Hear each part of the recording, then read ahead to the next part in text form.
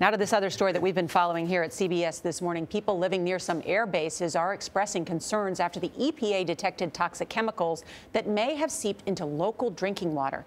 Chemicals known as PFCs are in things like some nonstick pans, stain-free carpets, and cleaning supplies.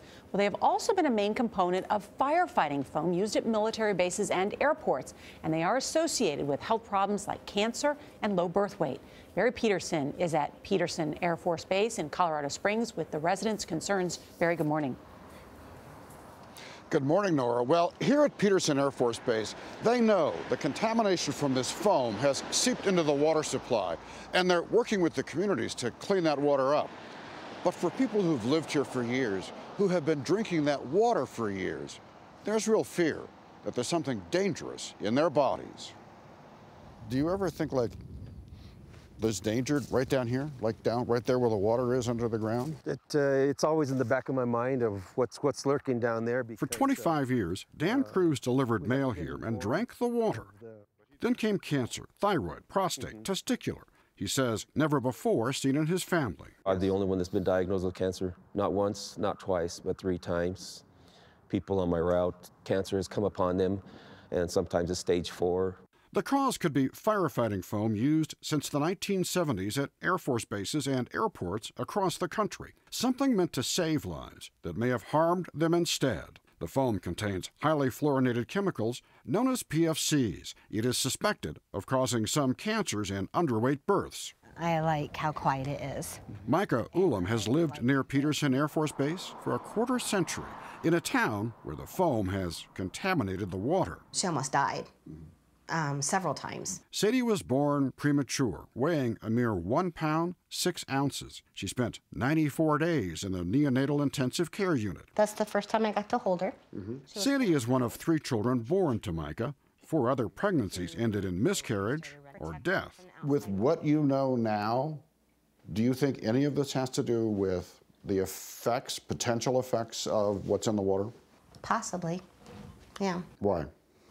Because if you continue to pump poison into your body, something has to respond. Petersen is one of 190 Air Force bases where PFCs may have leached into the ground and surrounding areas. One study based on EPA's test results show as many as 6 million people may be exposed nationwide to PFCs in their drinking water at higher levels than the EPA now deems safe.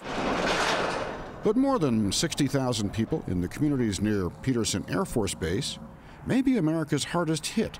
The EPA says anything over 70 parts per trillion could be dangerous. Some water they tested here had over 1,300 parts per trillion. And according to a proposed class action lawsuit filed against the foam manufacturers, it has caused serious medical conditions in hundreds of residents. One foam manufacturing company, 3M, says there is no merit in the health claims, adding they sold these products with instructions regarding their safe use and disposal, acted responsibly at all times, and will vigorously defend this lawsuit.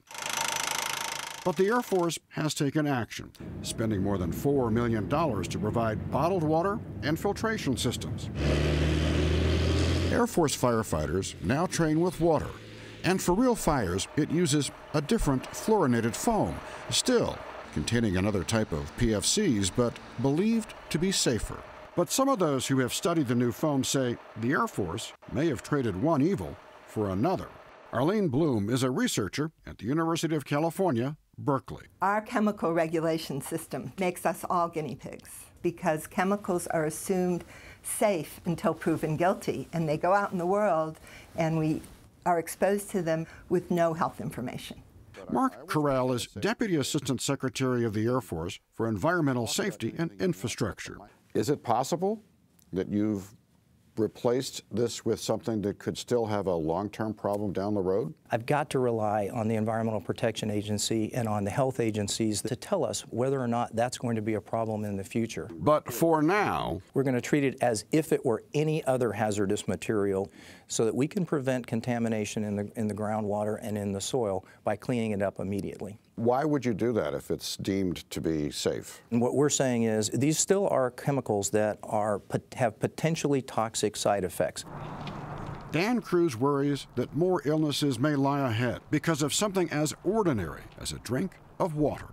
If someone had told you this 25 years ago, and you had never had any of this water, do you think you'd be healthy now and not going through these cancers?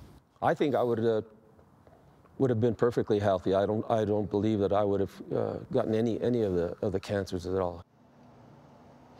The $4 million being spent here at Petersen may just be a down payment on the problem. The federal government is studying military bases around the country to find out just how far, just how bad this contamination might be and how it might affect millions of people.